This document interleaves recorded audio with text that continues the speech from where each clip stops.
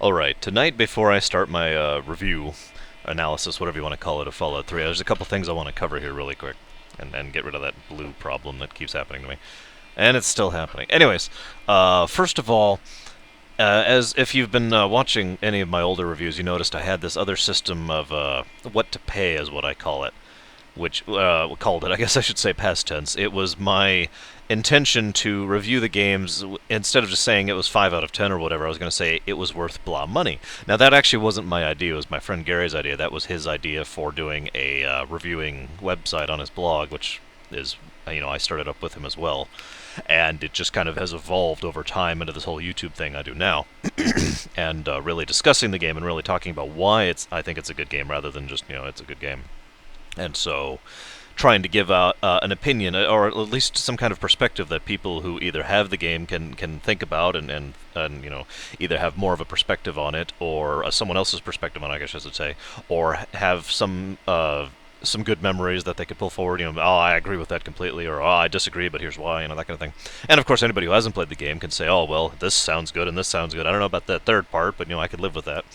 And that's kind of where I'm going with this. So no, I'm not going to be doing the rating thing anymore. No more, this is how much it's worth. No more, this is a 5 out of 10. I'm just going to look at the game, review the game, and give you my ideas on that. Now, the next thing, this is actually related to Fallout 3 specifically, but this is going to be a bit of a divergence, so forgive me.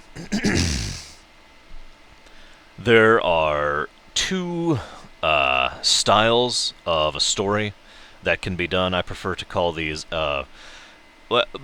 most people would call the first category realistic. I think that's actually not very accurate, though. I prefer to call it believable. For example, just to use as an example, Dragon Age Origins is a very believable game, but it's not exactly a realistic game if you really think about it. If you, if you, I'm trying to think how to describe this. The point is, a believable game is one that is very self-consistent. I apologize for my throat. I don't know what's going on tonight. A believable game is one that it lays down its rules. Magic exists, and here's these monsters, and here's these fantasy creatures, and blah blah. Once that's laid out, it adheres to it. There's very few, if any, plot holes. Obviously there's going to be some because this is still not a perfect story. Any given story is not a perfect story, but at the same time, you're with it. You could see the key point of a believable story is one that, if you're envisioning the setting, you could see it actually happening. If you follow me, it would make no. It would not be difficult at all for you to say that actually happened that way. That is exactly how that would have evolved, and you get to the point where instead of thinking of it as a book you're reading or a video game you're playing, it's more a tale of these characters and what's going on in their lives, and those are the ones that, in my opinion, tend to start making you actually care about the characters within you. You actually want Blah to have this work out. You want this to work out for him, so that because you've learned to care about him, because you do have that degree of believability to it. Now, I want to stress, I'm not saying believability by itself is the only type of story I need, because the other type, over here on the other side, is a tale.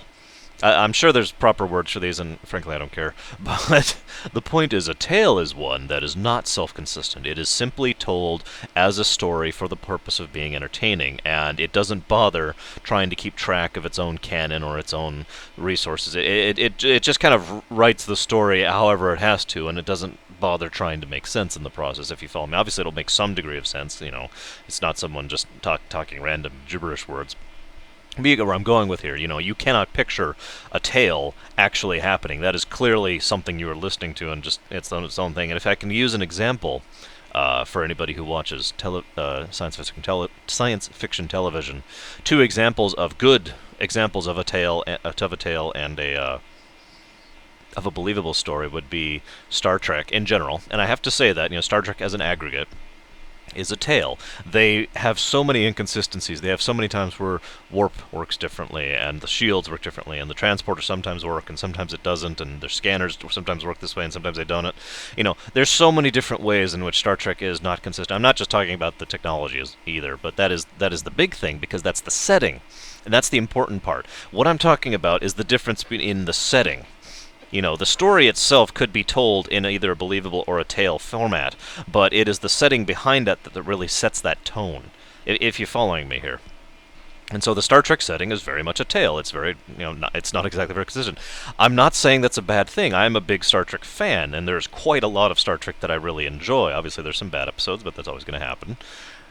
So that's a good example of what I'm talking about, a tale, but it's still good. A good example of a show that would be consistent and believable, grounded, that's another good word. Another example of a show that is grounded and still good would be Babylon 5, which was very, very structured. That setting was very believable. Once you accepted the tenets of the setting, sonics exist, and aliens exist, and everyone has universal translators, blah, blah, blah. Once you got those out of the way, and those were established, everything was very self-consistent within it, with very few plot holes or anything like that. So, all of this, you're probably wondering what all of this has to do with anything, but all of this boils down to the Fallout setting. Now, when you first look at the Fallout setting, if you've never played it, if you've never played Fallout 1 or 2, if you're not get into that back then you're probably going to look at it and think, what in God's name? Because the very first thing you see is radiation that might as well be renamed magic for the way it functions, and 200-year-old zombies that are intelligent, and zombies in general, while I'm at it, and super mutants, which are created through a DNA-altering virus. A forced evolutionary virus is actually what it's called, the FEV. And you look at robots that are semi-intelligent that talk, and guns that shoot lightning, and just... You look at this setting and you think, it could be a little bit much, but let me assure you, Fallout, especially Fallout 3 specifically, but Fallout in general is a very believable, very grounded setting. It is something that once you take...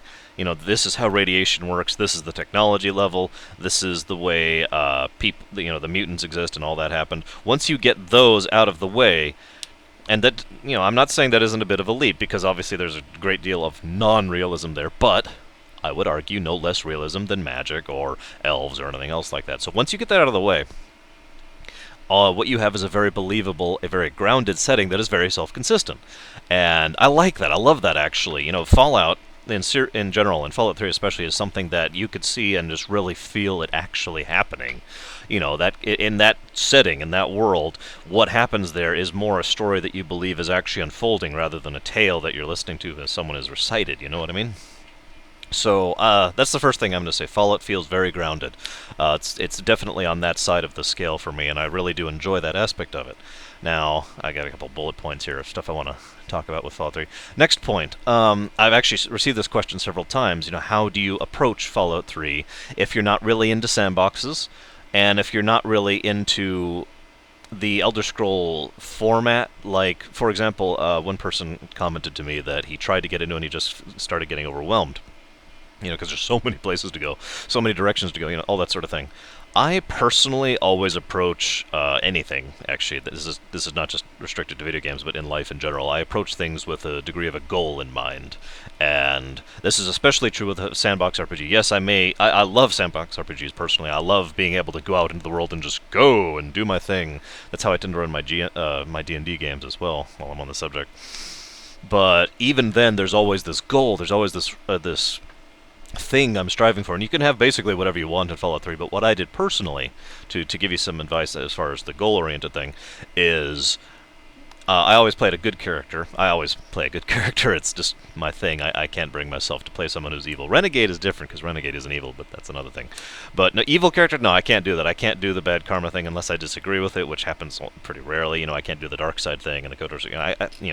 In Infamous, I was definitely the good guy. And so my goal is the salvation of the capital wasteland, basically. And that sounds a bit generic, but let me stress that within the setting, the capital wasteland is literally teetering on the edge of descending into total oblivion, of everyone just being wiped out either by lack of proper food and water sources, or lack of proper genetic breeding, all sorts of different problems. Of course, the violence of the wasteland is ridiculous as well. There are many, many reasons why the wasteland... Oh, and of course the Enclave, which is just sitting right off the coast there.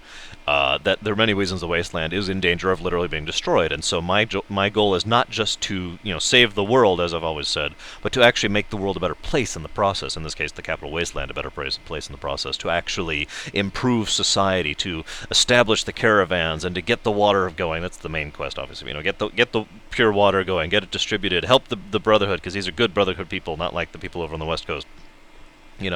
Help help the cities to understand their history, and make that guidebook so people can further more easily survive on the wasteland, and help this little town so that they can get rid of their problem, and help this little town so they stop being taken by the slavers and wipe the slavers out, because screw those guys, seriously. Just all sorts of things, dozens and dozens of things. It's this constant undertone, and I love that. I love the fact that the whole time I really do feel like I'm actually making a difference in casual conversation, in the quests, and in the way that the game is presented. So that's that's of course my certain personal goal. It doesn't have to be yours, but get a goal, get something that you're reaching for in the long term, something you're always working towards, at least to some degree or another. Second piece of advice: if you really do not want to just go out and explore and do the roaming and just I'll see whatever the next hill brings me kind of a thing, like I like to do, what I recommend is going to the wiki. I actually can't remember what it's called off the top of my head, but I think it's the Vault, the Fallout, the good Fallout wiki, which I'm pretty sure is the Vault, and pull up a list of quests, unmarked quests, and areas of exploration, and just start kind of going down the list. Basically, treat it like any other game that actually has a proper quest log. I mean, Fallout does have a quest log, but you know what I mean. Treat it like any other game that is more linear, and just go down the line if you follow me. And in that way, I have a couple of friends who've done this, and I did it myself when I was doing the 100% playthrough to make sure I got everything. In doing so, while you take away a degree of the exploration and the open worldness, what you do have at that point is what amounts to a walkthrough. You have a path. There we go. That's what you have a path to follow, and so at that point, it stops being as overwhelming, and you stop being like, "Oh my God, there's so much to do in so many places, so many directions. Every single town is 30 NPCs. Every single one of them has to do with something." It takes that just cloud of stuff to do, and it turns it into a line, and it's like, all right, now I'm going to go here, and then I'm going to go here, and then I'm going to go here. You follow me. So that's how I would approach it if you were going to do that, and if you don't get into the exploration thing. But I do, of course, encourage you to do the exploration thing if that's your thing. Just what's over that hill, what's over here. Random encounters happen basically wherever as you're just roaming the wasteland, and you can walk into some of the caravan members. You can find a town you didn't know it was there, or a dungeon, or a building, or whatever. There's just tons of stuff to do. I love exploring the wasteland. But anyways, moving on. Right, I was going to talk about a couple things that I technically have already talked about one of them. See, I took a list of things that people have said bad about Fallout 3, and I went down the list, and I decided, and I did actually decide, none of these things actually bothered me as a gamer, and I wanted to explain why. And that open-endedness is something that doesn't bother me, obviously, because I love the exploration aspect, and because you can get around that. There is a method by which you can say, all right, I want a linear game, and there it is. Next thing that people were complaining about was the bugginess. Now, I don't know how many people of you out there know a particularly large amount of programming, coding, that kind of thing, but I really want to stress that in any Elder Scrolls game, ever, really, if there is not a bug, if they came out with Elder Scrolls 6 tomorrow somehow, magically, and it was bug-free, that would practically be the sign of the apocalypse, because that is lottery-winning odds right there. For a game, any of the Elder Scrolls game, and this applies to Fallout 3 just as strongly, any game like that is so open, that has so many variables to consider at all times, and that's just purely on the software level. Let's completely ignore the hardware aspect, because, obviously it comes out on the Xbox and the PS3 as well. I think it comes on the PS3, I'm not actually sure there, but whatever. But for the PC side, PCs are not uniform. PCs have so many different things that can go differently with them as far as hardware configurations. And so to be able to come out with a game that functions for everything at all times, in all locations, with all variables taken into mind, it's flat impossible. So with few exceptions, Fallout New Vegas had a few more game-breaking bugs, but that was Obsidian, not Bethesda. So Fallout 3, Fallout 3, Oblivion, Morrowind, Skyrim, all of these games, Daggerfall, Arena, none of these games actually had any truly game-breaking bugs. All of them were either fixable through the console, and that's one of the reasons the console exists, or just were not big. They were graphical bugs. Someone would walk through a wall for a bit, and they'd bug out, or, the corpses would bounce around on the ground, and the physics engine would glitch out for a moment. All of that is just, in my opinion, is completely acceptable and indeed understandable, given the sheer monumental task that debugging even to that point is. In fact, I applaud. I absolutely applaud Bethesda for I'm not going to actually do that because, but I applaud Bethesda for the sheer success they have of the bug fixing, for one of those games to come out and be as bug free as it is nothing short of amazing. And of course, as anyone is aware, they start patching pretty much immediately as players start to encounter bugs that their own Q&A team didn't. So that doesn't bother me, and that's why. And at this point in time, if you were to pull out Fallout 3, you will still see a few graphical bugs, you'll still see the corpses bounce around a couple of bit, but they are completely cosmetic, and frankly, if that bothers you, I got nothing for you. So, sorry. Next thing. Oops, I already covered that. Apparently I'm retarded. Next thing. Yes, okay. This is for people... I don't know if these people exist anymore. I don't know if there is anyone who has played Fallout 1 and 2 and has not played Fallout 3. But one of the things I have heard is that several of the more hardcore Fallout 1 and 2 people think Fallout 3 is an insult to Fallout 1 and 2. I disagree completely. One of the things Fallout 3 really pulls out well is the... How do I put this? The essence of the Fallout 1 and 2s put in a more modern system. This is something I've always been in favor of. One of the things I've talked about is remakes, proper game remakes, and why I agree with them. One of the biggest things a game remake can do and make it more accessible to a modern audience is fix the UI, fix the interface, make it easier to play, add some conveniences to it that just didn't exist back then because the code didn't exist or it couldn't fit on the game or whatever, you know. And I've often said, and I may be shooting myself in the foot on this, but I believe in being honest on here, that a truly great game, a truly magnificent game that blows all others out of the water, in my top 100 or so list, it's about 100 games, I don't know, is a game that is still just as amazing 10 years later. And some games simply do not age well because of the interface problems and sometimes graphics. I can usually overlook graphics. A game that has bad graphics actually has bad graphics at the time as well as later. Whereas, say, going back to Mario Bros. 3 doesn't bother me with the 8-bit stuff because it was well done then and now. But going back to game to like, say, Harvest, what was on the Harvest Dawn or something like that? It was on the N64. That game has, terrible graphics, and it's kind of a pain to play. It was still fun, but, whatever. It's a game that doesn't age well. And I've always thought that the Fallout 1 and 2 games are pretty much the example of games that were nothing short of amazing when they came out, and just can't be properly enjoyed nowadays. Because going back, oh my goodness, playing those games is just painful now. And I know this is technically my own fault because I'm so spoiled by modern interfaces. I did play Fallout 1 and 2 when it came out. It's just worth noting. I played Wasteland when it came out, for God's sakes. I did play these games in their day, and I still say they are amazing games, but they're just not in the top bracket there because they didn't age well. Fallout 3 took all of that feeling of the Fallout 1 and 2s, the slightly morbid, macabre sense of humor, and it took the seriousness of the setting and the believability of the setting, as I mentioned earlier, and it took the hard-hitting stance on things and the ability to do just about whatever. Fallout was often touted as the game where you can talk the last boss to death, literally, which was something that was new at the time. And Fallout 3 does that as well, in more cases than one. And so, there are... the feeling, the essence of Fallout is still there. It's just coded in modern UI, modern graphics, modern design, so that it's more convenient, it's more customizable, and it's more enjoyable.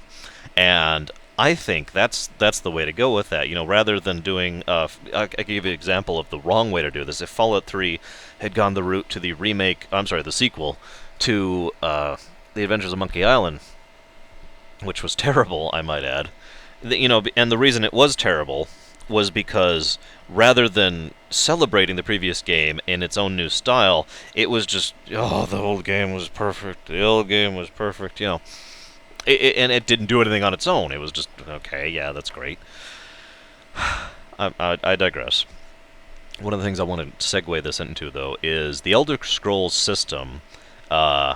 It's something, I've talked about this before. The Elder Scrolls system is one that has been constantly evolving. Every new game they come out with, it's noticeably different in just a few different ways. But it's always still noticeably Elder Scrolls. When the first shots of gameplay from Skyrim came out, even if you had no idea if you didn't know it was a Skyrim thing, if you didn't know it was Elder Scrolls V, you see those screenshots, you see those videos, and you knew it was an Elder Scrolls game because it's visually recognizable immediately in that style, right? And I like that. because that's the proper way to advance something, is to keep the essence of the original while improving upon it as you go, right? Which Skyrim did rather well.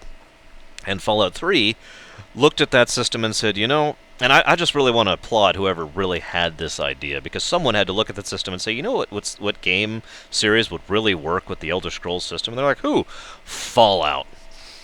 And if you think about it, the move into what is essentially a first-person shooter in the Elder Scrolls format, with the RPG elements, with the perks, with the leveling, with the crafting, with the open-world element, all of that just fit onto Fallout beautifully. And it was a perfect match, I think. Even the way they handled VATS was fantastic. The VATS system was exactly where it should have been. And this is my next point I'm going to make, that, or I'm going to segue into. But the VATS system, it wasn't just a callback. It was actually a viable system here now in the modern game, while at the same time maintaining the essence of what VATS was back in Fallout 1 and 2. And I liked that. I loved that, actually. So I'm completely with it. All sorts of on top of that. And the only thing I might say, the only catch here is that if you, well, I guess that isn't really a catch, is it? See, because what I usually do is I use VATS whenever I feel like it, whenever the mood strikes me, and otherwise I just shoot. And what I wanted to talk about is my next point here, is the fact that the gameplay is set up such that you can play in whatever basic style you want to. And I'm not necessarily talking about melee versus big guns versus energy guns. I'm talking about, if you want every combat to be resolved by VATS, by the roll of the die, basically. If you want to roll the die and say, do I shoot this guy? And the game says yes, you can do that. And there are perks you can get that will improve VATS, and there are plenty of ways you personally can improve your VATS score. Crouching improves your accuracy, not moving improves your accuracy, stuff like that. And so there are plenty of methods to be a VATS player the whole way through the game, so you don't have to actually shoot anything yourself. It just occurred to me some of the people watching this might not know what VATS is. I really don't know how to describe that. The roll the die thing is the best description I can get of that. Imagine in a first-person shooter you're playing Call of Duty or Doom or Quake or whatever the hell, and you walk up, and there's a monster, and then you pause the game right there, and it just pause, and you roll a dice. And you could pick. In VATS, you actually pick. Do I want to aim for his head? Do I want to aim for his body? Do I want to aim for his weapon? And you pick, and it'll say, well, you have a 67% chance to hit his head. And you're like, all right, roll the die. Do I hit his head? Yes, you hit his head. And there's a little slow-mo of you hitting his head. And so that's what VATS is in a nutshell. But if you don't want to do that, if you want to actually shoot everything yourself, treat it like a first-person shooter, and never even touch VATS, that's completely viable as well. You never have to use VATS ever in this game. And in fact, in some ways, you're almost better off for it, because VATS has a range limit. If you want to be a long-range sniper, you basically are going to have to get good at shooting yourself, rather than using the system. But that's fine, you can do that, and there are perks to increase your accuracy and blah, blah, blah, blah. My point is, the style of play you choose, and this also does apply to, if you want to be a melee, if you want to be a sneak specialist, if you want to be a sniper, if you want to be a gunsman, however you want to do it, Fallout 3 is very amiable to you picking your own style of play and running with it. And it's completely with that. If you want to, how do I put this? If you want to play as an adventurer, if you know any D&D thing, if you're familiar with the Faerun setting, especially Forgotten Realms, you probably know what I'm talking about. An adventurer is someone who is, for lack of a better term, at the top of the food chain of their given setting. And you can play like that. You are the source of revenue for pretty much all the towns because of all the wealth you bring in. You are the big spender who gets all the really expensive stuff, and all the ammunition basically goes to you. Adventurers drive economies, is part of what I'm saying, and they can also drive societies from a story role-playing perspective. And that could work in Fallout 3, and it works very well if you want to do that. And you could just go out and dungeon crawl and get this quest done and help this guy here and be an adventurer. Another thing you can do is be a blitzer. I don't know what better to call it. Blitzer. Bleh. Which involves basically treating it like it's just any other FPS with a story element added onto it. And you just raise big guns, and you get lots of ammo, and you get the biggest, heaviest armor you got. And that's it. You just go through, and you can do that. It's very feasible. It's very viable to do that. You may have a couple rough spots, but all of these methods will have a couple rough spots because that's the nature of the game. And if you're not being challenged at some point, then, oh well. While I'm on the subject, the difficulty rating in any Elder Scrolls, but especially Fallout 3, this difficulty slider rather, is fantastic. If you want to just blow through the game like it's not there, you can do that, and you could feel like you're the guy. And if you want to be the guy, and you're working on that, then you can turn the difficulty up a bit, and you can crank the difficulty all the way to max if you want to be struggling the whole way. And you know, that goes along with this whole thing. The options you have available for you for playstyle. I'm not going to cover any of the rest. Well, one more. I'll cover one more.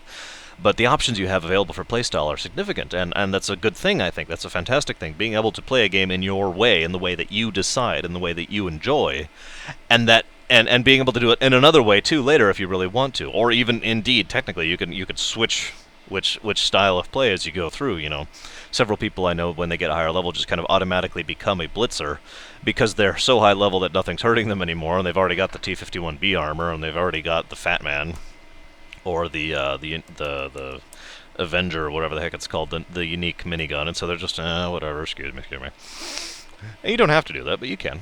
But the final playstyle I wanted to discuss is one that's my own. It's the one I prefer most of the time. It's essentially modeled after Metal Gear Solid 3, if you've ever played that. I do actually call it on-site procurement. The way it works, this is partially self-imposed, because you don't buy anything from a store. You don't reload, hit the reload button every time you're out of combat, or any time, but you don't hit reload unless you actually run out of your current magazine. Now, that second part may seem a little bit odd, but if you think about it, it adds a degree of tactical, another layer of tactical combat to any given situation, because if you have to make sure that when you walk into a fight, you're prepared for the fact that you're going to have to reload in 3 shots, because you've still got 3 shots in that mag, and it adds another layer of danger to it, another little interest to it. But the primary purpose of that playstyle, of that survivalist playstyle, is the whole on-site procurement thing. You scavenge everything you use, everything to 100%. All the meds, all the food, all the quest items, all the weapons, all the ammo, and until you hit a fairly decent well into the game, speaking from experience here, ammunition is a huge problem, and so you get to the point where you're carrying around a fairly large number of guns because you only have about 10 ammo for each of them. And when you start to fight things that are big, like the big super mutants, and you start to have issues taking them down in less than 30 shots, you get the point. And so it really adds to it for me, playing that sort of survivalist thing. And it really works in Fallout 3, given the setting, given the fact that you're roaming this wasteland that just within the last generation or two has finally started to get, cities and towns built up and actually have trade communities and stuff like that. Just on the absolute cusp of starting to try and make an actual society, an actual civilization in the area, which you are either helping or destroying, depending on how you're playing. I was obviously helping. And so I love that. So the final thing I want to say here is for Fallout 3, it really is... Actually, there's 2 more things. I just realized Pax reminded me of something else I need to talk about. But the last thing in my notes here is Fallout 3 is a game that is very geared towards... And this is along with the playstyle thing. If you can roleplay it or you can game it. And I hate to call it like that. You can just game it. There we go. I am obviously something of a role player. I don't know if anybody's noticed that. I get into my stories. I get into the character. I tend to design, character... motivations, personalities, that sort of thing. Mass Effect was a fantastic way to put that. My Shepard was my Shepard, and she was very distinct, and I can't call her a pure Paragon because she wasn't. I can't call her a partial Paragon, partial Renegade, because that's just not getting the point across. She was distinct. I had that own personality. So I like to roleplay my games, and so the whole on-site procurement thing, that whole helping the society of the wasteland to be founded and to be saved from itself, basically, is something I really dug, and I really got into that. And you can do that. You can roleplay in Fallout 3 very well. In any Elder Scrolls, really, the capacity for roleplaying is significant. But then you get to, say, if you don't want to roleplay, and there's plenty of people who don't want to roleplay. Quite a few, actually.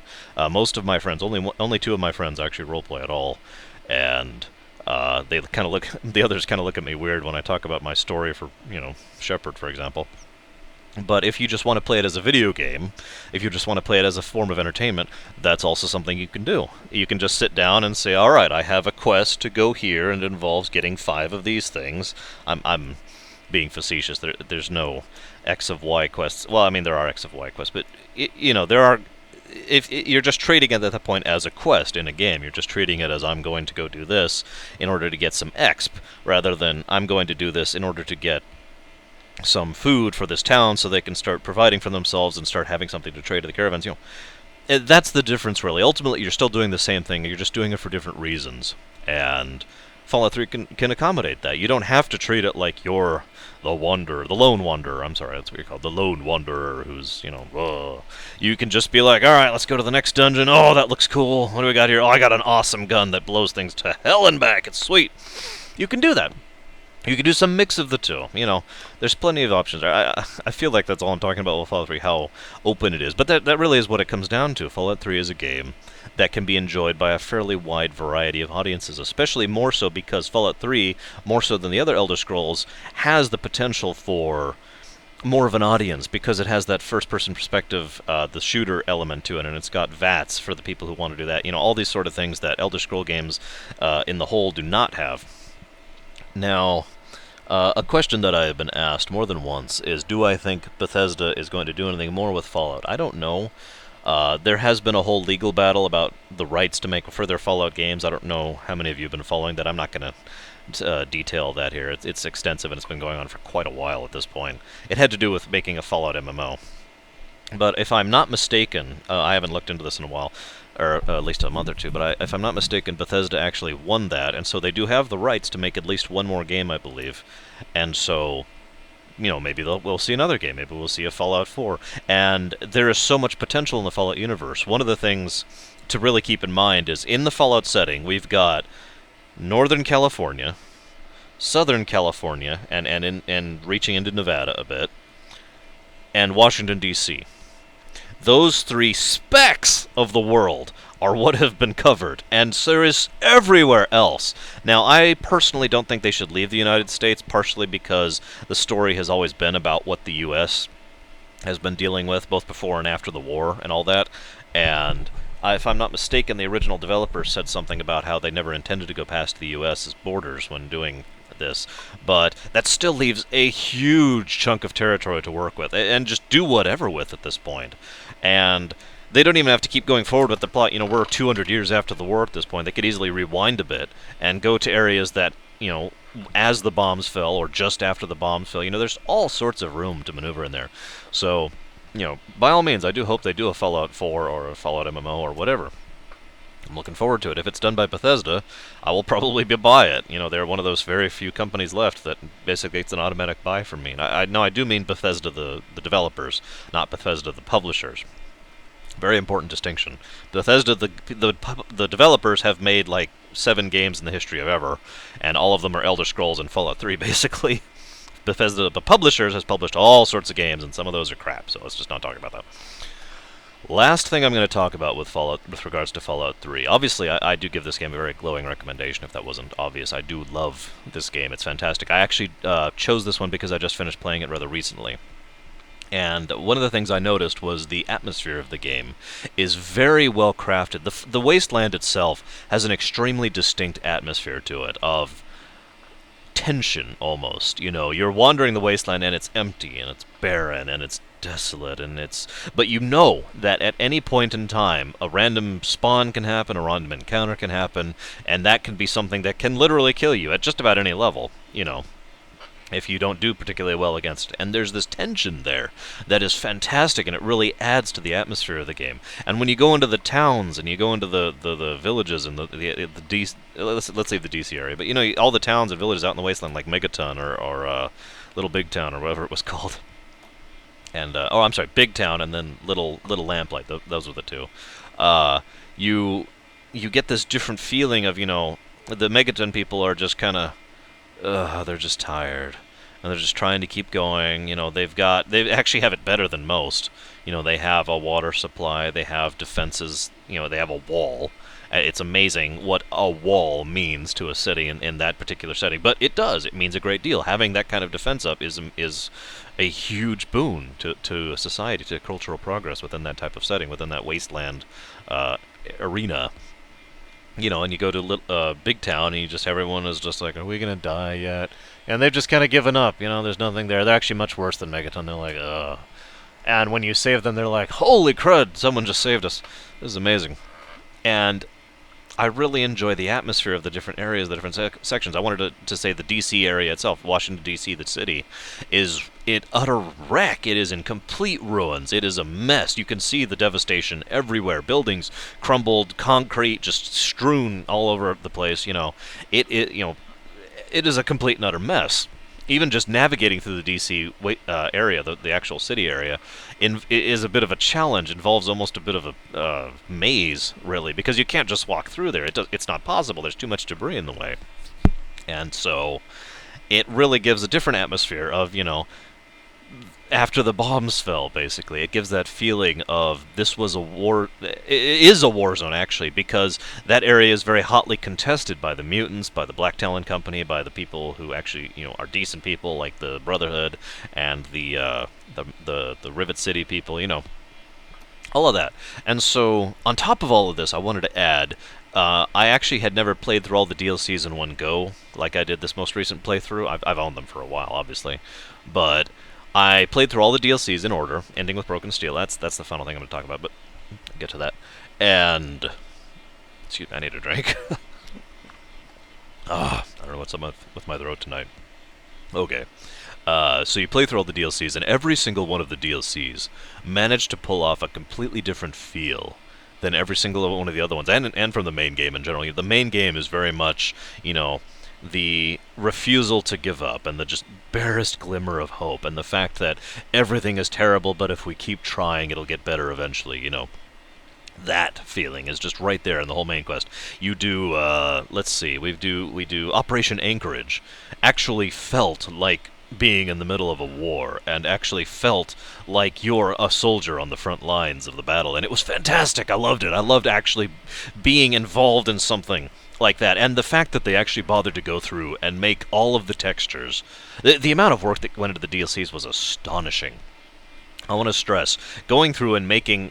It takes a special type of company like Bethesda to go through and make an entire texture... palette? No, that's not the word. An entire pack.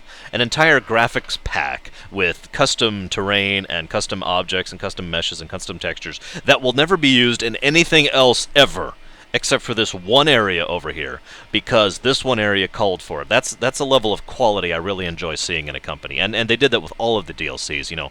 Operation Anchorage is a fantastic example. Everything out there was new, shiny, pristine, because this was before this was during the war. This was before the bombs fell.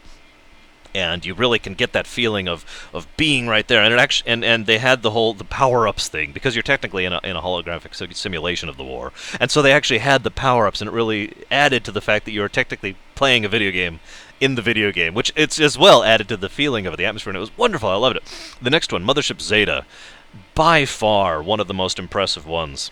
It just I can't believe they completely made all the alien stuff, the alien ship, the alien random loot, and the alien food, and the alien ammo, and the alien guns, all of that, for something that is literally just one dungeon, essentially. It's a fairly large dungeon, don't get me wrong. Fantastic! It was wonderful. I enjoyed so much of that, and the atmosphere there was incredibly creepy. In a wonderful way, though. It was so creepy. It was like... shiver creepy, and I don't even know how to describe it, because there's different types of creepy, obviously, and in fact another of the DLCs I'll get to in a moment here is a different type of creepy, but this was like Uncanny Valley almost creepy, not literally, but that sense of everything looks pristine, everything looks normal, everything looks shiny, and then you see your first abomination screech in the background, and it's just that discordance, the jarringness of everything is just nice and clean and neat and wonderful, and then absolutely horrible.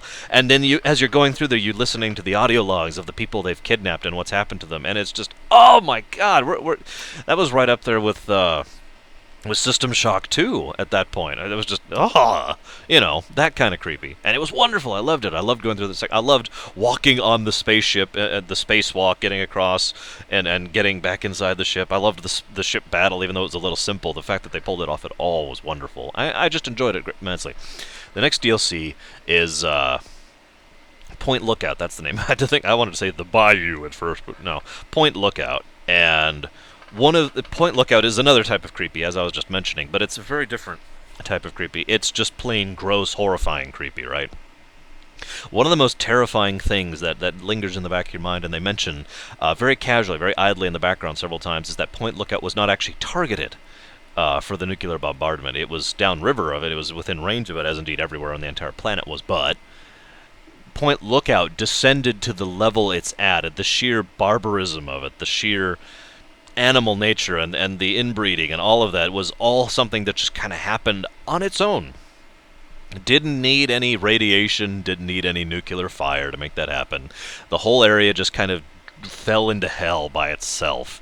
And the whole sequence where you get your brain operated on while you're playing and knowing as you're walking through the hallucination for the delusion section of the game, knowing that as you're doing that, the guy is cutting your skull open to pull some brain matter out, was just but it was still well done enough that it didn't actually enter squick territory, if you know what I mean. If you don't know what that means, just go Google it. Squick. Actually, don't Google that. I take that back completely. Look it up on TV tropes. That's a much easier explanation of what it is without having to expose yourself to squick yourself. But it never actually descended to that level. It was terrifying. It was horrible. It was awful. But it wasn't very gory. It followed the cardinal rule of horror, in my opinion, which is terrify you by not showing you what's happening. Terrify you by not actually, having it in your face here and doing. I hate to call this out because Dead Space isn't exactly a bad game, but not doing the Dead Space thing. Dead Space thing is the, hey, it's right here, and it's the shock value thing, whereas the truly horrifying game does the Alfred Hitchcock thing, where the horrifying thing is over here, and you have no idea what's over here, and you can hear it, and you can see it, and you can see its effect on me, and all this or whatever, but you never actually get to see it, and that just adds to that level. So Point Lookout, absolutely fantastic. I loved it. Talking brains and inbreeding and getting your skull chopped open. That was just fantastic. I loved it. And it really says something. I'm not into gore. I'm completely fine with violence. Gore is something I've never been into, though, and I've always, there's always this line there that, I prefer things to stay on the violent side without going into the gore side. Fallout 3 is actually a fairly gory game, all things considered, because you can literally blow people's eyeballs out and jaws flying over the place. But for the most part, aside from the VATS explosions of body parts, they pull off a sense of violence without gore very well, and Point Lookout is probably the best example of that, because that area is just terrifying, but never actually crosses that line. And that's a good job. It's hard to do, and definite props to them for that. Excuse me. Next one, second to last one, is The Pit. Again, completely different atmosphere. And The Pit, I loved The Pit. I'll get to the main reason why in a moment, but The Pit really got off that feeling of, I can't even describe it. It was just, if you can imagine being in if any of you have ever actually been in a factory, been in a smelter, that kind of thing, I've been in one when I was much younger than this, and there's this, the air is heavy. The air is actually thick. You actually have to you can feel the air as you breathe in. You can feel it as you're moving through it. It's very hot. It's very humid, and you just get this feeling of almost oppression, as if you are literally being pushed in upon. And as you talk to the slaves in the area, and as you see what the raiders are doing with the slaves, and you go through the actual factories there and go out into the dangerous area where you get the ingots, all that stuff really gave that feeling of just horrible, oppressive nature really well across. And I loved that atmosphere. But the thing I really liked about The Pit is it's the only time, in my opinion, it's the only big time at least, in all of Fallout 3 where you were given what I would call a true moral choice, or rather a true dilemma. There we go, that's the word. A true dilemma to solve. Because so often, and I'm not complaining about this, but so often video games will have you a dilemma, and the dilemma is, kill these 15 puppies, or save these 15 puppies. You are either really good or really evil, and of course most Elder Scrolls and Fallout games have like a almost middle ground where you're really evil, but you're doing it amusingly, basically, or you're really evil or you're really good and you're doing it while being a dick about it, and that's what my friend Pax does all the time. But very rarely do you have a situation in any video game where both sides are wrong and both sides are bad, and you have to choose between them. And There's an obvious reason why that's a rare choice in anything, video games, movies, books, and television. Very rarely is that done because A, it's much harder to pull off correctly, and B, almost no matter what you do, probably about half of the people who play it, see it, watch it, read it, are going to disagree with it. And they're going to be like, and some people don't like being forced to make a choice like that. So I like this because not only is it a proper dilemma, but it was the only time they did it. They didn't overdo it. They didn't try and force all these horrible moral dilemmas upon you. Rather, there's just the one big one, and I can lay it out here really quick. There is an individual who was a former member of the Brotherhood of Steel who basically completely takes over all the raider gangs and starts ruling with an iron fist and establishing these slave labor camps and doing all kinds of horrible things, letting all sorts of horrible things happen, right? But then he has a child with his wife, and his child is somehow my words aren't working. She is free of mutation. There we go. And she can be used and studied and analyzed, so in the future they can cure all the forms of mutation, all the disease that's running rampant, free all the slaves, return to an actual society, that kind of thing. And so that's very much an ends justify the means kind of thing, the very renegade shepherd kind of thing. It's still clearly wrong, morally wrong, still clearly horrible, but with some good ends. Or you've got the other guy you can support who is trying to help the slaves rebel and is trying to overthrow the raiders, get rid of them, get rid of all this horrible oppression, blah, blah, blah, blah, and free the slaves, and at the face of it, that just seems like the obvious choice, but A, the second part I mentioned over here, which is the long-term benefits of actually improving the pit into a real city, a real society, rather than just the slave-run empire, and B, the guy in charge of the of the slave rebellion over here is worse in every possible way than the guy over here. And spoiler alert, you can read ahead on this if you're checking the wiki. That guy, if you do help him take power, it does end up being worse and ends up ruining the city worse than the first guy ever did. So there is no right choice here. There is no, they are both wrong choices, and I liked the fact that they allowed you to make the choice. Now, in case anyone's curious, I went with him over here. I decided that in that particular case, the long-term benefits would be more beneficial, and the possibility of all these people being free. I believed him, is actually what it boils down to. I believed him when he said he will free all the slaves, he will cure all the slaves, he will make an actual society rather than, an empire, basically. So, that's the pit. The last one I want to talk about is a little bit confidential. Wow, I'm getting tired. I didn't mean to do this video so late. The last one is a little, I can't think of the word. Controversial. Now, Fallout 3, when it came out, had an ending that upset a lot of people, not as much as the Mass Effect 3 one, but it was a very similar situation. The Mass Effect 3 ending was gutter trash, let's just be honest with ourselves. There's no redeeming qualities there. The Fallout 3 ending, by contrast, was just bad. And I can tell you right now, what happened is you end up having to sacrifice yourself in order to save the Capital Wasteland, or you can just stand there and let the bomb go off. It's kind of funny if you do that. But the point being, you sacrifice yourself, you die to lethal radiation injection, and the wasteland is saved, and it's awesome. And then that's the end of the game. The game didn't continue. Now, the reasons why people are upset about that were, one, it was something that wasn't very self-consistent. It was clearly being done for the sake of a tale. For this one little sliver, this 1 minute sequence of the game, all of a sudden it stopped being self-consistent, it stopped being believable. Because there are plenty of ways in-game for you to survive that level of radiation. And there are plenty of ways in story for you to survive that level of radiation. In fact, one of the main villains does that exact thing in that exact same spot with that exact same radiation. So it just didn't make sense. Second thing, while a Fallout game traditionally does end, as anyone who's played Fallout 1 and 2 knows, you beat the game and then you don't continue playing, Elder Scrolls games don't end. Once you beat the final boss and complete the final quest, you're let loose on the world to do whatever you want. And a lot of people, myself included, I might add, really wanted to go back into the world and go back to enjoying the setting that they'd made, and all of a sudden it's just game over. Huh? Now, what Bethesda managed to do was successfully roll their saving throw. Very, very successfully. They announced rather early on they were going to continue things. There's also one other thing that was in favor of Bethesda. I guess I hadn't mentioned this at all yet, have I? I'll mention this last, but Bethesda has always been very much a avid supporter of add-ons, of mods. They release their own development kits to the communities and says, here, go. And they've always been a big, Skyrim is another excellent example. They actually built in functionality into Steam to distribute add-ons for people to find easily. I mean, they're very supportive of that. Almost, right along there with World of Warcraft, for example. Very supportive of add-ons. So that problem was fixable with add-ons within days. Add-ons came out that were like, alright, we'll just change the triggers around, you'll watch the ending, and then you keep playing.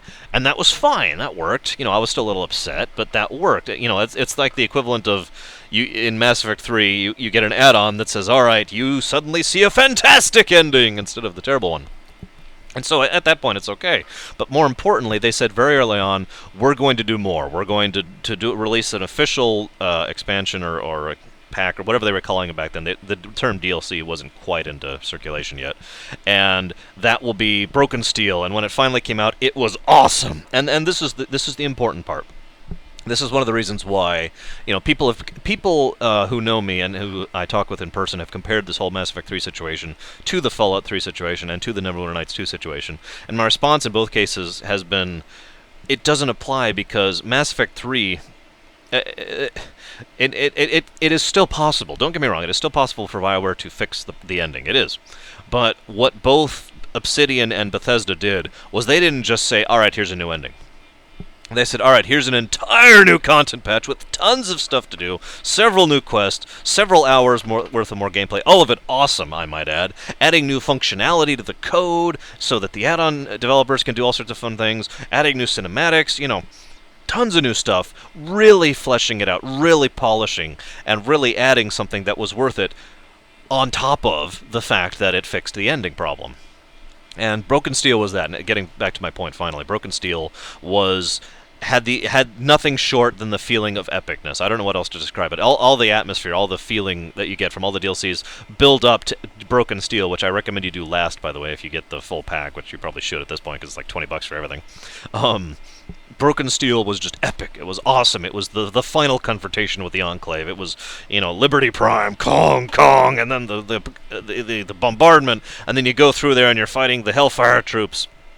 And you get the gun that shoots lightning, which is incredible. And, it's just, it was all epic, it was all awesome, and it all culminated in a showdown of doom, which even high-level characters, and including myself, tend to have a bit of a problem with, on a mobile base that is on treads, like this absolutely massive sandcrawler, except instead of Jawas inside, you find Imperial Royal Guard everywhere, and all of them are trying to kill you, It's kind of a bad analogy, but whatever. Follow with me. It was just awesome. It was epic, and you finally wipe that out. You launch all of the last of the Enclave's orbital missiles on the place, blow it to hell.